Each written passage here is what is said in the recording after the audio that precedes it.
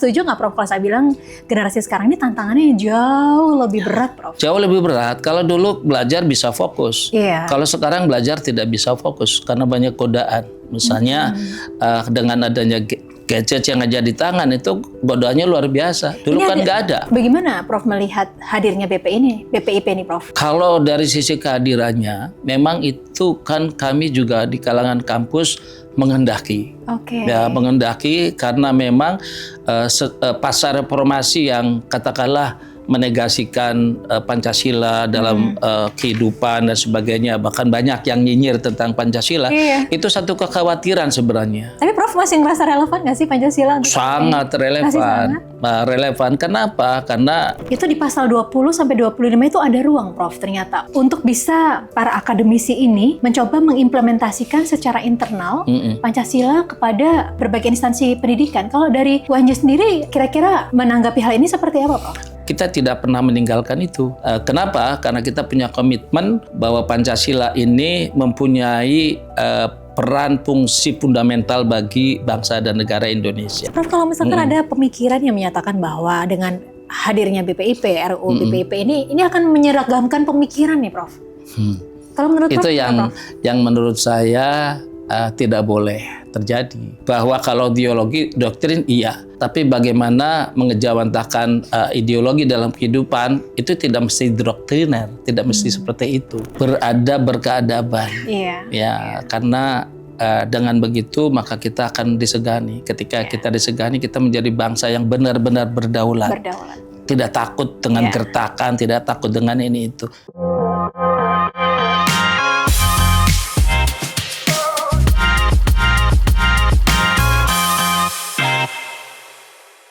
Iya, saya mau memulai perbincangan ini dengan sebuah realita yang saya yakin Anda semua di sini setuju. Tentang hiruk-pikuk yang ada di jagat media massa, sosial media, atau ya di jagat digital.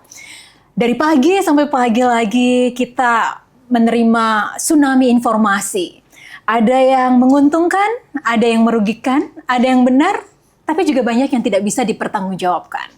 Hal itulah yang disebut sebagai disrupsi. Sayangnya, disrupsi itu ternyata tidak hanya teknologinya, medianya saja, tetapi juga informasinya. Disrupsi informasi yang ini pastinya bisa menjadi sebuah ancaman bagi persatuan dan kesatuan, bagi rasa keadilan. Ada banyak sekali dampaknya, seperti salah satunya adalah polarisasi, kemudian penghakiman di media sosial. Nah, kali ini menjadi momen yang sangat spesial karena saya ingin menggali dari sisi sivitas akademika.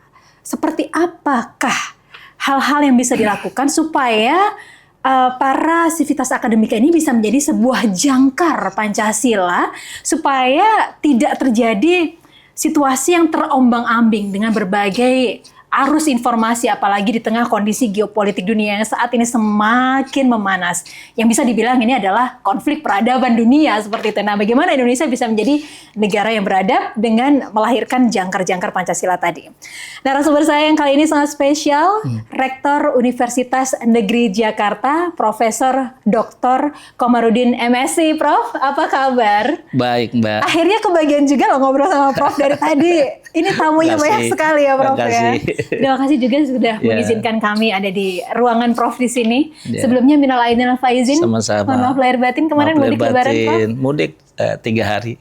Iya, boleh nggak Prof? Saya memulai perbincangan ini tuh dari background Prof dulu gitu. Karena saya membaca Prof ini, kalau saya baca mau dikonfirmasi kalau salah, berasal dari keluarga petani ya Prof. Memang benar ya Prof ya? Iya betul. Tapi bisa menjadi seorang rektor gitu di universitas yang ternama. Boleh dong di-share ke kita seperti apa sih gitu jiwa patriotismenya, semangatnya untuk bisa menjadi seperti ini Prof. Iya, singkatnya begini, memang orang tua saya, ayah saya itu petani, petani kecil lah ya, karena lahannya juga kecil. Ibu saya membantu ayah saya. Tapi di sela-sela menunggu proses atau tahapan kepanen itu ayah saya juga ada sampingan gitu, mengambil sekam dari penggilingan padi, kemudian menjual ke tempat-tempat pembuatan tahu, tempe dan lain-lain. Tapi ya pokoknya adalah petani kecil dan saya terlibat dalam kehidupan petani itu. Dari Jadi, kecil sambil bekerja dari gitu kecil ya sejak saya secara fisik bisa bekerja itu ya ikut ke sawah. Eh, Sebelum SD pun kami ikut ke sawah. Yang paling mudah itu membantu orang tua ngangkat makanan. Oke. Kemudian kalau menanam biasanya ibu-ibu, tapi menyiangi gitu ya. Kemudian menyiangi itu yang ngambil rumput ya supaya bersih. Kemudian juga saat panen bantu-bantu ngangkat dan sebagainya.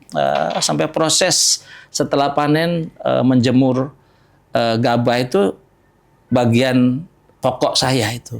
Bagian pokok saya karena mungkin saya walaupun badannya kecil termasuk kuat gitu ya. Jadi andalan di keluarga.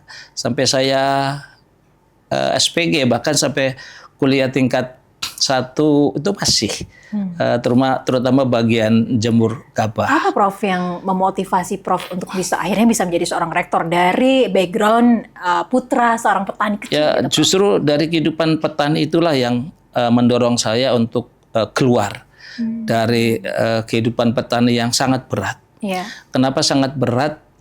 Sejak mengolah tanah, kemudian membuat bibit atau winih kalau di sana itu, kemudian menanam, kemudian menjaga supaya tumbuh subur sampai panen, sampai pasca itu banyak dengan tantangan yang berat, terutama panas ya, terutama panas. Yang bagi saya itu yang paling berat utama itu ketika panen karena ngangkut begitu beratnya. Lalu ketika jemur gabah, kenapa jemur gabah itu berat? Karena dari pagi sampai sore harus dibolak-balik. Nah saat bolak-balik itu gabah itu kan banyak debunya, dan itu yang bikin gatal. Yang bikin gatal itulah yang memotivasi saya. Kayaknya saya nggak boleh terus-terusan begini gitu. Saya harus berhasil sekolah, kemudian bisa melanjutkan pendidikan dan seterusnya. Walaupun awalnya sih saya masuk SPG itu kan supaya cepat kerja. Saya akan masuk SPG Sekolah Pendidikan Guru gitu. Dan saran wali kelas saya sih jangan ke SPG, ke SMA di Cirebon. Karena kebetulan saya waktu itu juara 1 SMP ya. Dengan nilai bagus, kamu diterima di SMA. Tapi saya udah ngomong sama orang tua saya emang yang mau cepat kerja, akhirnya masuk ke SPG. Tapi lulus SPG juga karena alhamdulillah lulusan terbaik dan saya pengalaman organisasi sebagai ketua OSIS didorong oleh guru saya, kamu sayang kalau hanya jadi guru SD, kamu harus kuliah. Jadi selain ada keinginan saya, ada di samping saya yang mendorong, walaupun orang tua nyerah karena nggak ngerti, nggak mampu, tapi saya punya semangat, akhirnya saya kuliah. Di perkuliahan banyak interaksi, banyak wawasan, banyak pengalaman, akhirnya ya saya harus terus memacu diri, memperoleh keberhasilan. Semangatnya yang luar biasa ya Prof. Ya alhamdulillah. Support sistemnya itu ya Prof. Iya, ya di samping motivasi saya tuh kalau sudah terjun di sesuatu saya ingin menjadi yang terbaik gitu. Itu dari kecil. Semoga saya begitu. Menular ya Prof itu ya. Ya, mudah-mudahan. Jaga asa ini. Iya, mudah-mudahan gitu. Generasi sekarang tantangannya, setuju nggak Prof kalau saya bilang generasi sekarang ini tantangannya jauh lebih berat Prof? Jauh lebih berat. Kalau dulu belajar bisa fokus. Kalau sekarang belajar tidak bisa fokus karena banyak godaan. Misalnya dengan adanya gadget yang aja di tangan itu godaannya luar biasa. Dulu kan nggak ada. Benar. Ini ada satu data dari Reuters Institute Digital News Report ya, yang menyatakan bahwa konsumsi berita melalui media sosial seperti TikTok, Instagram dan juga X bagi Gen Z ini bahkan melampaui media arus utama, Prof. Betul. Media-media mainstream itu sekarang udah kalah ya dari sosmed. Mungkin media mainstream itu karena pakemnya ya seperti itu ya. Sementara yang TikTok dan lain-lain kan banyak yang sifatnya menghibur, gitu kan, banyak lebih menarik. Itulah akhirnya, jadi informasinya ringan tapi cepat sampai dan menghibur kebanyakan. Soalnya dengan adanya algoritma itu membentuk sebuah echo chamber gitu ya, Prof. Itu apalagi. Kalau misalkan yang kita konsumsi berita yang kurang baik, ya dia akan terus muncul begitu. Dan itu diburu. Jadi berdasarkan algoritma itu akhirnya itu dihadirkan ke ruang kita. Iya. Dan itulah yang anak-anak akhirnya terus konsumsi itu. Dan menjadi post-truth. Ya. Apa yang diyakini, apa yang di-like sama Iya. banyak orang, apa yang dikomenin banyak Iya. orang, apa yang disetujui oleh Iya. banyak netizen itu dianggap benar gitu ya. Dianggap Meskipun benar. itu belum tentu benar. terverifikasi. Iya. Itu jadi ancaman juga nggak Prof untuk akademisi sini? Iya, bagi kita ya, karena kita sudah dewasa, harusnya punya filter. Ya, harus punya filter, dan kita semua memang harus punya filter yang benar dan sebagainya. Tapi untuk punya filter itu kan dia harus mengembangkan kapasitasnya. Oke. Dia harus punya instrumen gitu kan. Nah, mengembangkan kapasitas ini memang tantangan bagi kampus, bagi sekolah gitu ya, untuk bagaimana membekali ilmu pengetahuan, membekali kebenaran-kebenaran keilmuan, termasuk kebenaran hakiki dari sisi keagamaan, itu yang harus diberi bekal kepada anak-anak kita, termasuk sampai ke perguruan tinggi. Kalau kapasitas itu sudah terbangun, termasuk kapasitas diri manusianya, bahwa belajar bagaimana kita belajar, kalau orang sudah seperti itu, maka dia terus akan mengembangkan dirinya dan membangun dan membentuk dirinya dengan baik, dan saya yakin itu bisa gampang sekali memfilter bahwa ini benar atau tidak dan seterusnya. Prof, gitu. kalau tidak salah waktu ada Perpres ya Prof ya, nomor 7 tahun 2018 tentang Badan Pembina Ideologi Pancasila, Pembinaan Ideologi Oke. Pancasila, tentang ya BPIP lah kita mengenalnya. Yang sekarang sedang dirancang undang-undangnya ya Prof ya. Oke. Prof ikut ya Prof di sana Prof? Tidak, saya tidak terlibat. Oh, tidak terlibat. Oke, tapi kalau menurut Prof bagaimana Prof melihat hadirnya BPIP ini Prof? Kalau dari sisi kehadirannya, memang itu kan kami juga di kalangan kampus menghendaki. Oke. Ya, menghendaki karena memang pasca reformasi yang katakanlah menegasikan Pancasila dalam kehidupan dan sebagainya, bahkan banyak yang nyinyir tentang Pancasila, Iya. itu satu kekhawatiran sebenarnya. Tapi Prof masih ngerasa relevan nggak sih Pancasila? Untuk Sangat Masih relevan. sangat? Relevan kenapa? Karena dia bukan hanya sebagai dasar negara ya, tapi harapan kita itu menjadi ideologi, menjadi falsafah, menjadi pandangan hidup, dan menjadi nilai-nilai yang bisa menjadi katalisator bagi manusia-manusia Indonesia di dalam menghadapi berbagai perubahan dunia, termasuk disrupsi informasi yang tadi Mbak sampaikan itu. Iya. Ya, saya juga ingin mengetahui kalau dari sudut pandang Prof nih. Saat ini kan rancangan undang-undang dari BPIP kan sedang digodok di Komisi 13 ya Prof ya. Oh ya. DPR. Nah, kalau menurut Prof ini apa saja yang seharusnya termaktub di RUU-nya ini? Ya, pertama aspek legalnya. Aspek legalnya. Ini yang harus terkuat. Nah, yang paling terkuat ya memang harus undang-undang. Oke, penguatan kelembagaan ya. Ya, jadi dari sisi regulasi legalnya yang paling kuat itu adalah undang-undang. Di atas itu kan memang konstitusi. Di konstitusi tidak disebut secara letterlek. Ya, kira-kira itu, maka harus ada dalam bentuk undang-undang. Dengan undang-undang ini menjadi tanggung jawab bersama antara pemerintah, DPR, dan kelembagaan-kelembagaan lainnya. Persoalannya sebelumnya BPIP kan hanya presiden, tidak dalam bentuk undang-undang, maka tidak kuat. Nah, dengan kekuatan ini, maka secara kelembagaan BPIP itu juga akan mendapat dukungan anggaran yang besar harusnya. Harusnya besar gitu. Nah, dengan dukungan dana yang besar, maka program-programnya juga bisa komprehensif. Seperti apa komprehensifnya? Komprehensif itu tidak hanya dalam bentuk yang sifatnya program-program yang seremonial? Ya, seremoni saja. Hanya sekedar mengumpulkan guru, mengumpulkan tokoh-tokoh, lalu ada seminar dan sebagainya, tidak sekedar itu. Tapi seperti zaman BP7 dulu, BP7 itu kelembaganya sangat kuat sekali, bahkan sampai ke daerah-daerah gitu, anggarannya juga besar, programnya juga menyeluruh, tidak hanya untuk mengisi persekolahan, tapi juga yang non persekolahan, termasuk ke birokrasi, termasuk ke tokoh-tokoh masyarakat, dan semuanya termasuk ke media dan sebagainya, itu semua tersentuh. Jadi programnya itu menyentuh semua lini, semua elemen, semua komponen kehidupan bangsa. Nah, dengan demikian kan, maka ibaratnya itu kalau mengucurkan air tuh semua salurannya tuh terbuka dan terpenuhi, ya. terpenuhi gitu. Tidak hanya bagian-bagian tertentu saja. Nah, yang itu yang saya maksud dengan komprehensif dari sisi regulasi, kelembagaan, program dan semua aspek elemen itu kejebur semua lah di situ. Kira-kira begitu, Mbak. Iya. Terintegrasi semuanya ya, Prof ya. Ya, nggak ada dan yang harus bottleneck-nya terintegrasi. gitu. Iya, terintegrasi.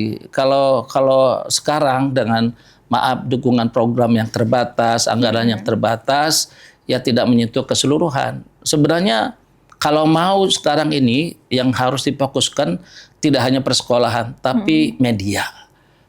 Ya, dunia media ini harus dikuasai dengan ada konten-konten kreator lah gitu ya, yang mempunyai tanggung jawab moral untuk sosialisasi penanaman nilai-nilai Pancasila itu harus ditumbuhkan di situ karena bagaimanapun sekarang kan dunia medsos itu harus disentuh gitu. Jangan malah yang tidak hafal Pancasila yang ditampilkan, yang viral dan sebagainya. Kemudian yang salah sebut, pejabat yang salah sebut dan sebagainya. Iya, benar, seperti itu. Karena itu bisa menjadi joke. Ya iya, tapi kan harus diimbangi gitu loh. Iya, benar. Dengan konten-konten yang lain untuk membumikan nilai-nilai Pancasila. Iya, tadi pagi saya kalau saya cuma berbagi pengalaman sedikit gitu ya. Setiap nonton pagi di jam 6 pagi ada sejumlah stasiun televisi. Saya baru menemukan satu sih sebenarnya. Yang di jam 6 teng gitu, itu ada lagu Indonesia Raya gitu. Bahkan tadi pagi juga saya mengantar orang tua ke rumah sakit itu di jam 7 pagi ada mengundangkan lagu kebangsaan Indonesia Raya. Di stasiun, bahkan di berbagai stasiun jam 10 pagi itu juga ada semuanya berdiri mengumandangkan lagu Indonesia Raya. Itu menurut saya cukup membangkitkan rasa nasionalisme. Kebetulan kan saya olahraga, sekarang nih golf ya. Kalau saya di Halim, di Cilangkap itu jam 10 mendengarkan Indonesia Raya. Benar-benar. Kita sedang bermain pun berdiri sebentar untuk mendengarkan Indonesia Raya.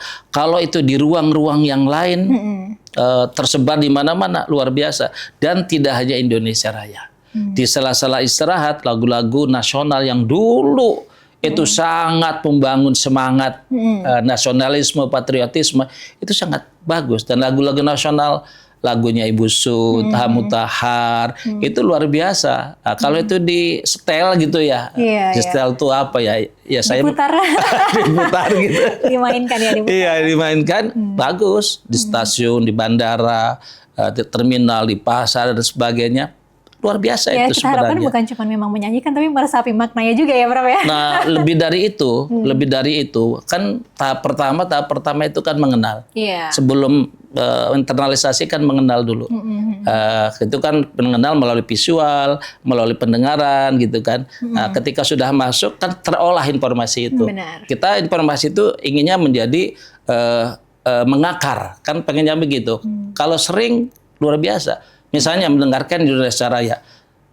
Kita dulu waktu sekolah tuh belajar dari orang Jepang.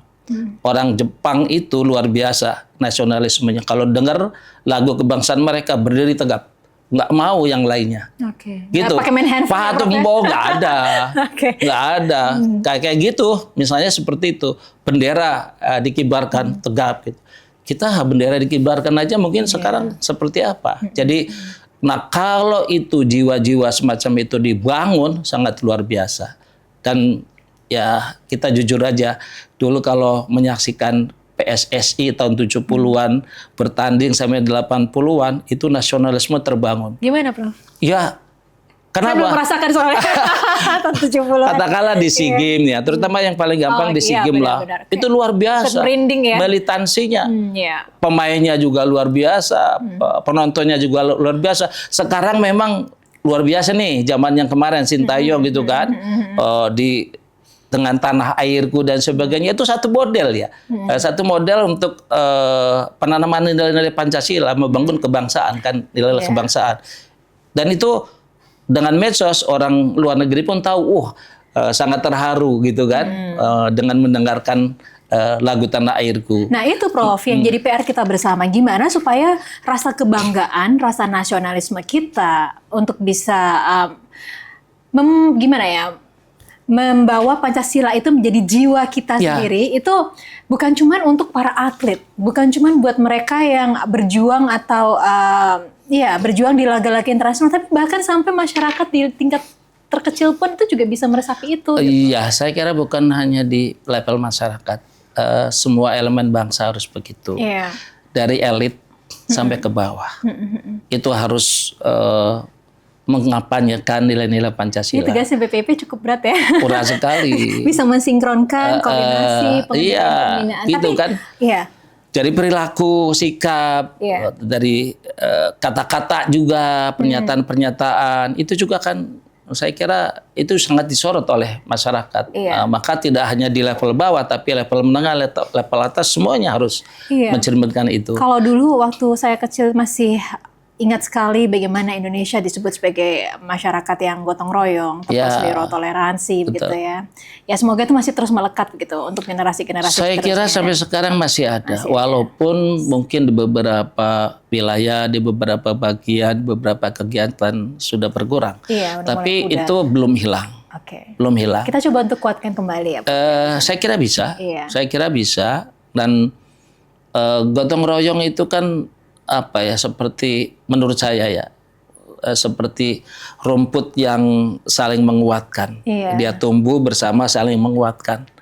Nah, kenapa bisa saling menguatkan? Karena semuanya mendukung untuk membangun kebersamaan itu. Kalau semua orang Indonesia tumbuh besar dan membangun kebersamaan, maka gotong royong akan terus mewujud dalam kehidupan nyata di kita. Nah, Prof, kalau kita melihat dari rancangan undang-undangnya BPIP nih ya, Prof ya, itu di pasal 20 sampai 25 itu ada ruang, Prof, ternyata untuk bisa para akademisi ini mencoba mengimplementasikan secara internal Pancasila kepada kampusnya, misalkan kepada berbagai instansi pendidikan. Kalau dari UNJ sendiri, kira-kira menanggapi hal ini seperti apa, Prof?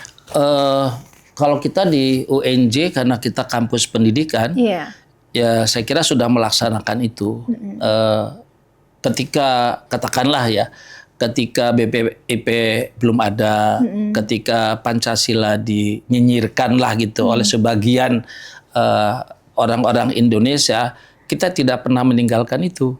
Kenapa? Karena kita punya komitmen bahwa Pancasila ini mempunyai peran fungsi fundamental bagi bangsa dan negara Indonesia. Seperti apa sih, Prof, implementasinya, Prof? Ya, implementasi yang paling konkret itu kalau di kami, bagaimana di dalam program-program pembelajaran itu nilai-nilai dan kandungan Pancasila itu masuk dalam semua mata kuliah. Oke. Karena selain ada mata kuliah khusus yang memang mata kuliah Pancasila, kita ingin juga dalam kehidupan, perilaku, sikap, kehidupan berbasis nilai Pancasila itu disemaikan oleh semua dosen, oleh semua pelaksana, pelaku pendidikan di UNJ, termasuk adalah di kalangan kemahasiswaan. Nah, ini kita di dalam kehidupan kemahasiswaan juga selalu mengedepankan program-program yang berkehidupan berpancasila. Melalui apa? Ada program-program yang kebersamaan, kepemimpinan, bahkan kita ada sekolah kebangsaan.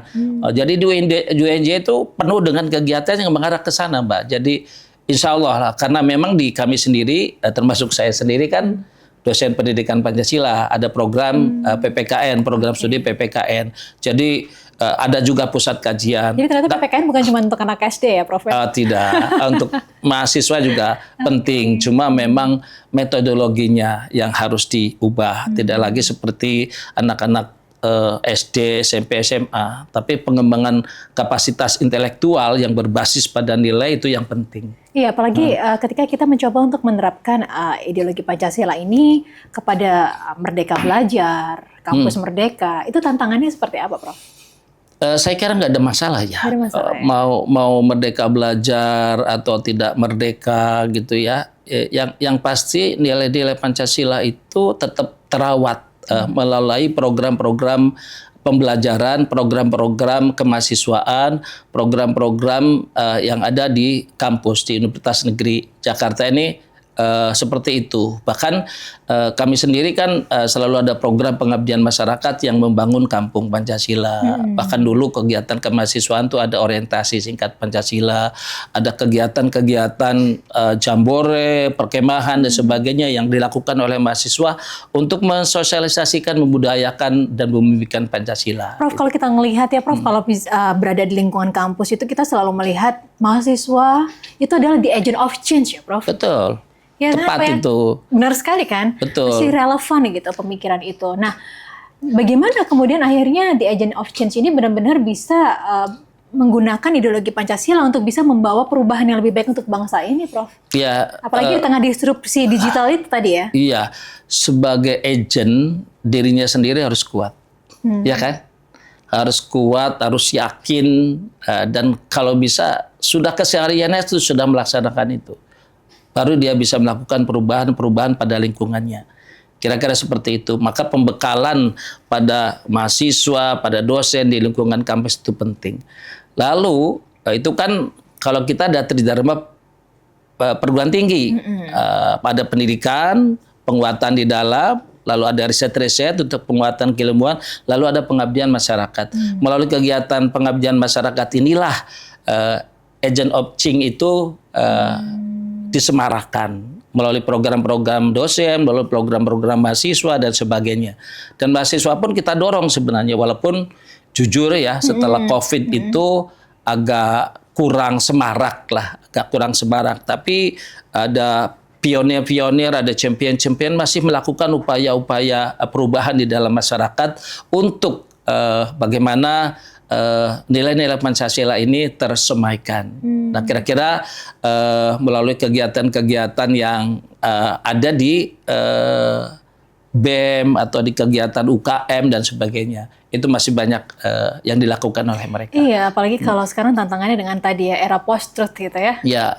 Apa yang diyakini di media sosial itu yang belum tentu benar itu bisa dilabelin benar begitu ya, meskipun tidak sesuai sama fakta gitu. Itu menjadi ancaman ya pastinya Prof ya. Iya, dan itulah makanya ya harus kuat. Iya. Harus punya kapasitas untuk bisa memilah mana yang benar, mana yang salah. Mana yang valid, mana yang tidak. Tapi kalau nilai-nilai Pancasila yang coba diaplikasikan di sini seperti apa, Prof?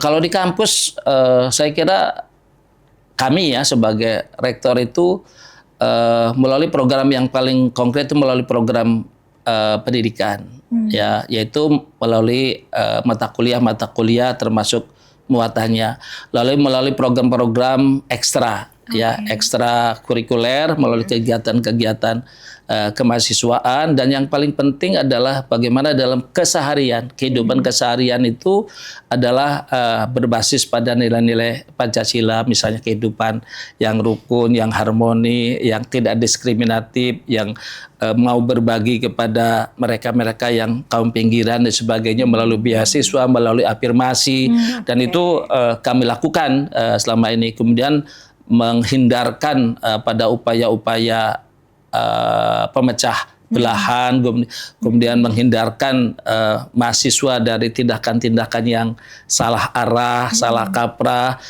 Itu kami lakukan terus. Ini kalau kayak kemarin situasi-situasi yang sangat mencekam, misalkan contohnya pada saat pilpres, gitu. Kemudian pada saat demonstrasi yang terjadi itu gimana? Apakah memang kalau sosial media itu bisa menjadi ancaman memecah belah, gitu?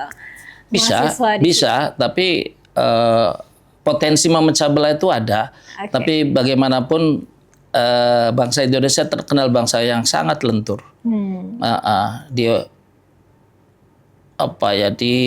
Gimana itu kayaknya hebat lah Indonesia nih, masyarakat Indonesia nih. Bangsa lain tahun 90-an banyak yang terbelah-belah gitu kan, tapi Indonesia hebat. Jadi menurut saya ada kelenturan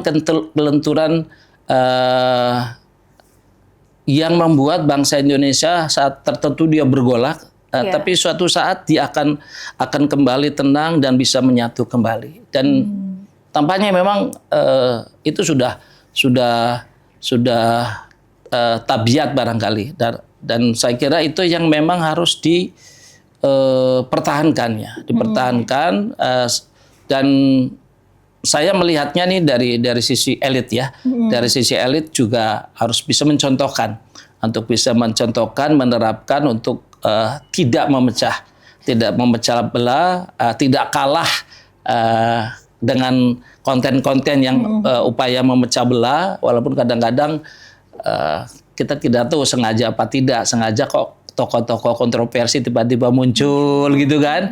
Ini sengaja apa tidak sih ya.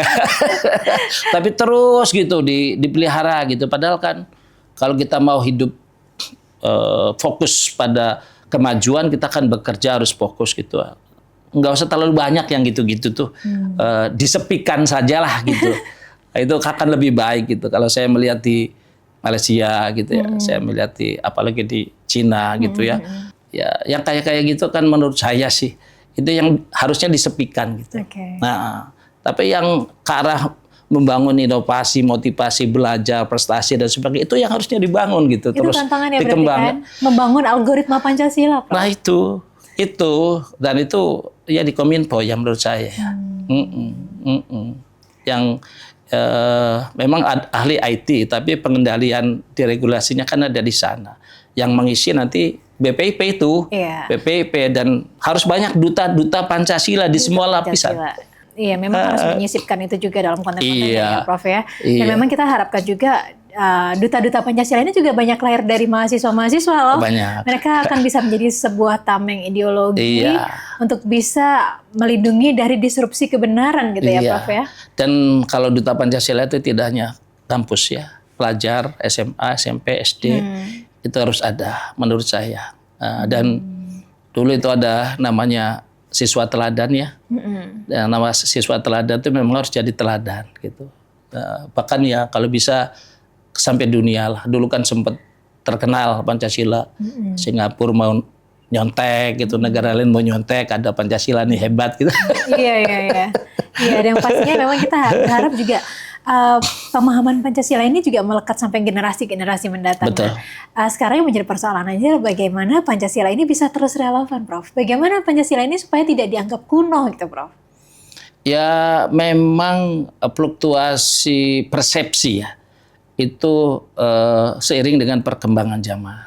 Ketika zaman Orde Baru ada penataran P4 yang katakanlah secara metodologis membosankan, bahkan disebut sebagai alat kekuasaan gitu kan, alat untuk mempertahankan kekuasaan dan seterusnya, maka terbangunlah opini skeptisisme terhadap Pancasila, sehingga kemudian ketika reformasi itu ada kesempatan untuk meminggirkan Pancasila. Tapi setahun, 2 tahun, 3 tahun dan seterusnya sampai beberapa tahun orang Pancasila tidak hafal, menyebut silanya juga tidak tuntas. Ada kekhawatiran tuh, ada kerinduan terhadap Pancasila.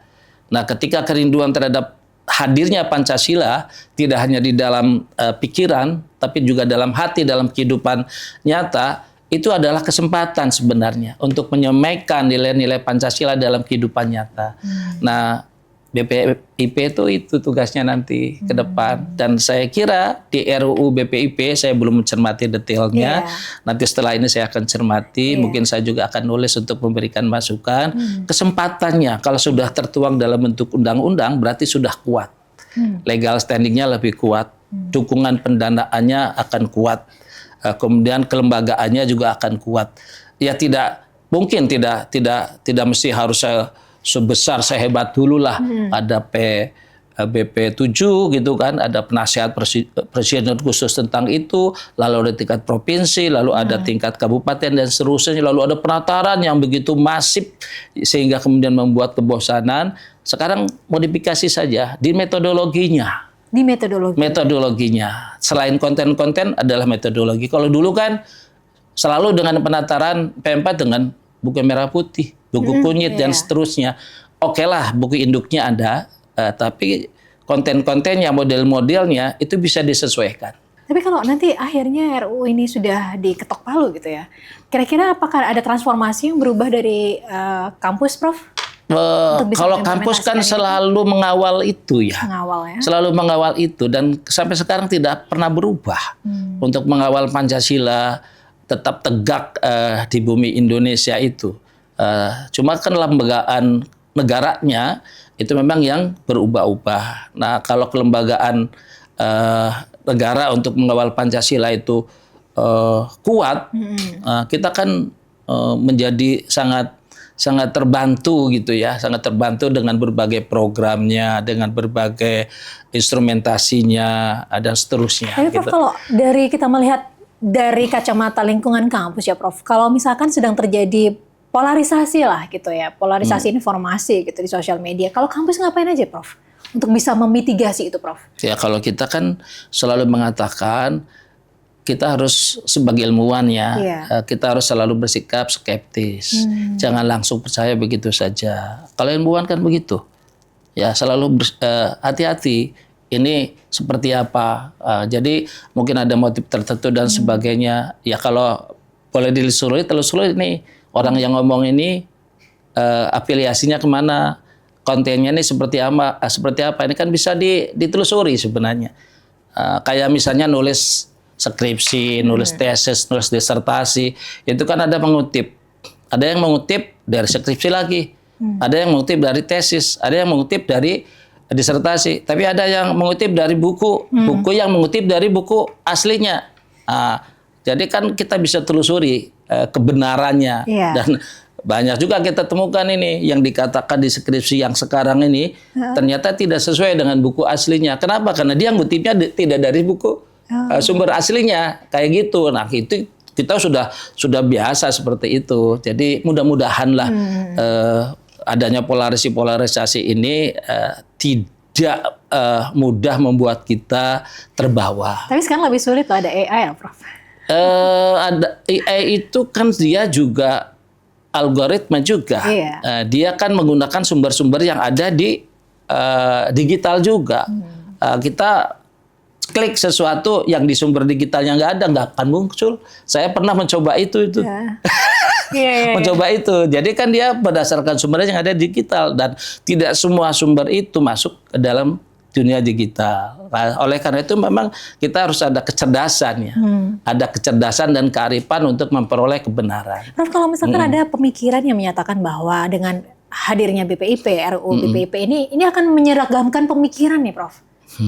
Kalau menurut itu Prof, yang menurut saya tidak boleh terjadi.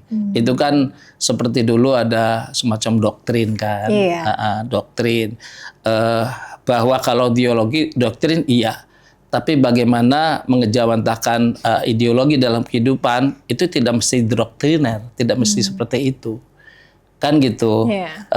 Jadi yang paling penting itu adalah bagaimana ketika nilai-nilai itu tersemaikan, menginternalisasi, membudaya dalam kehidupan nyata dan memberikan manfaat bagi kehidupan masyarakat bangsa Indonesia untuk maju menuju cita-cita konstitusi itu yang ada dalam konstitusi.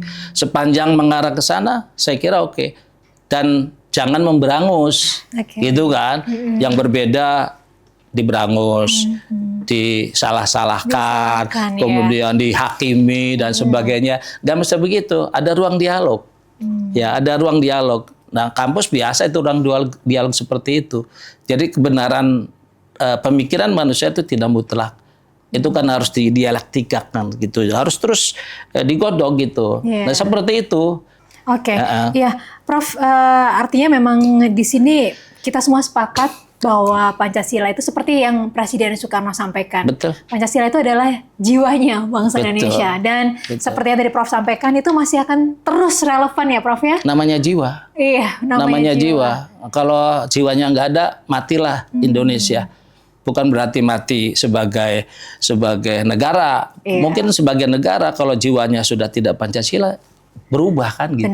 Kira-kira begitu. Yang kita pertahankan ya Pancasila sebagai jiwa bangsa Indonesia. Dan ya kita meyakini itulah yang paling cocok bagi Indonesia. Di mana bangsa yang sangat beragam dari agama, dari etnik, dari budaya dengan Pancasila ini. Inilah yang merekatkan menjadi satu bangsa. Iya, dan memang kita harapkan memang Pancasila ini akan terus bisa menjadi kompas ya, Prof ya, Iya. untuk menuju kemajuan bangsa Indonesia Iya. tanpa menghilangkan jati diri Iya. Indonesia itu sendiri. Ya, itu Prof, dulu ya. namanya Pancasila sebagai paradigma kehidupan berbangsa dan bernegara. Sebagai paradigma maka dia menjadi pola pikir. Sebagai pola pikir maka dia menjadi kompas, menjadi pengarah kemana kita mau menuju, kemana kita akan bergerak Iya. gitu. Apalagi di tengah kondisi sekarang, Prof, geopolitik yang saat ini, wah tidak menentu ya, Prof ya. Artinya kita harus menjadi bangsa yang hebat gitu ya, Ya. yang beradab begitu ya, yang Iya. memiliki jati diri yang kuat gitu. Beradab, berkeadaban. Iya. Ya, karena dengan begitu maka kita akan disegani. Ketika kita disegani, kita menjadi bangsa yang benar-benar berdaulat. Berdaulat. Tidak takut dengan gertakan, tidak takut dengan ini itu. Maka kita harus mengembangkan kapasitas selain punya nilai-nilai Pancasila yang Dan kuat. semua ini pasti akan menjadi harapan ya, Prof ya, dengan Betul. hadirnya BPIP. Betul. Semoga ini bisa memperkuat lah ya ideologi oke. Pancasila di tengah Betul. hati dan jiwa kita semuanya. Betul, betul. Profesor Dr. Komarudin MSI selaku Rektor Universitas Negeri Jakarta. Terima kasih ya, Prof. Sama-sama, Mbak. Atas insight-insightnya, pemikirannya. Iya, makasih Kita tunggu juga. nih seperti apa bagaimana Oke. realisasi dari BPIP nanti dan juga RUU BPIP nanti di masyarakat. Terima kasih banyak, Iya. Prof. Sehat selalu. Sama-sama, Mbak. Sehat juga semuanya. Dan pemirsa, demikian perbincangan kita di Jaga Asa kali ini. Semoga informasi ini membawa manfaat untuk Anda. Saya Diana Dwika, terima kasih. Sampai jumpa.